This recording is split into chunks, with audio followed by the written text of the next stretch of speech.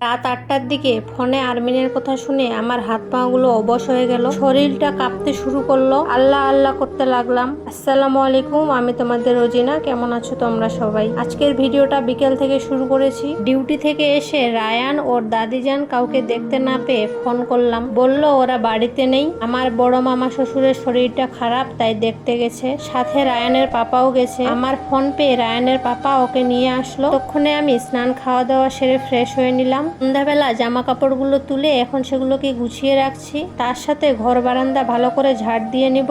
সব কাজকর্ম হয়ে গেলে রায়ানকে নিয়ে একটু বাইরে বেড়াতে গেছিলাম। কয়েকদিন থেকে এত রোদ গরম দিচ্ছে যে বাইরে থাকাই যাচ্ছে না। তারপরও রায়ান বিকেল সন্ধ্যার দিকে বাড়িতে থাকতেই চায় না। বাইরে থেকে এসে একটু খেলাধুলা করে রায়ান ঘুমিয়ে পড়েছে। এই সুযোগে আমি শ্বশুর আব্বাকে চা দিয়ে এখন আলুটাকে কেটে নিচ্ছি। আজকে রাতের বেলা আলু ভাজি দিয়ে রুটি করব। আলুগুলাকে ঠিকঠাক করে কাটতেই পাচ্ছিলাম না। টাইলসের জন্য বটিটা বারবার করে স্লিপ করে চলে যাচ্ছিল। এইদিকে রায়ানও উঠে গেছে আর উঠে কান্না করতে শুরু করেছে। 2 দিন আগে আমার পাপাটা খেলতে খেলতে পড়ে গিয়ে মাথাটাতে চোট লাগে, তার জন্য খুব খারাপ লাগছিল। কিন্তু এখন যত বড় হবে কত যে চোট লাগবে তার ঠিক নেই। ভাবছিলাম ও একটু খেললে আমি রুটিটা করে নিতাম, কিন্তু সেটার আর বালা নেই। ও একাই কিছুতেই থাকছে না। ওকে কোলে নিয়ে আলুটাকে ধুচ্ছিলাম, এমন সময় আরমিন ফোন করে কাঁদতে শুরু করে। বাবা নাকি অজ্ঞান হয়ে গেছে। কারেন্টের কি একটা খুটখুট কাজ করছিল, এমন সময় কারেন্ট শর্ট মারে, সোজা ছিটকে পড়ে অজ্ঞান হয়ে যায়। মা আরমিন ধরে বাবাকে ঘরে নিয়ে যায়। অনেকক্ষণ ডাকাডাকির পরও যখন সাড়া দিচ্ছিল না, তখন আমাকে ফোন করে। আমি শুনে তো হাত পা কাঁপতে শুরু করে। কি করব বুঝতে পারছি না, আল্লাহ আল্লাহ করতে শুরু করলাম। সঙ্গে সঙ্গে আব্বুকে বলি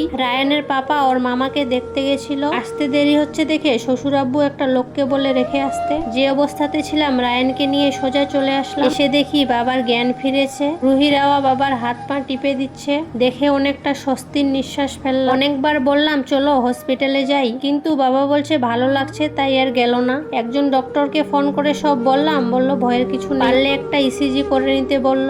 এতক্ষণে রায়ানের পাপাও চলে এসেছিল। যেহেতু আমার শ্বশুর আব্বা একাই বাড়িতে আছে, তাই আমরা বাড়ির দিকে রওনা দিলাম। আমার শরীরটা ক্লান্ত দেখে মা আমাদের জন্য ভাত করলো, আর ছোট কাকি আমার শ্বশুর আব্বার জন্য কিছু রুটি বানিয়ে দিল। ভাত খেয়ে রুটিটা নিয়ে আমরা বাড়ির দিকে রওনা দিয়েছি। কাছাকাছি বিয়ে হওয়ার এটাই একটা ফায়দা, যে কোনো সময় যে কোনো পরিস্থিতিতে বাড়ির লোকের পাশে থাকা যায়। সবশেষে আল্লাহর কাছে লাখ লাখ শুকরিয়া, আলহামদুলিল্লাহ আমার বাবা এখন ভালো আছে।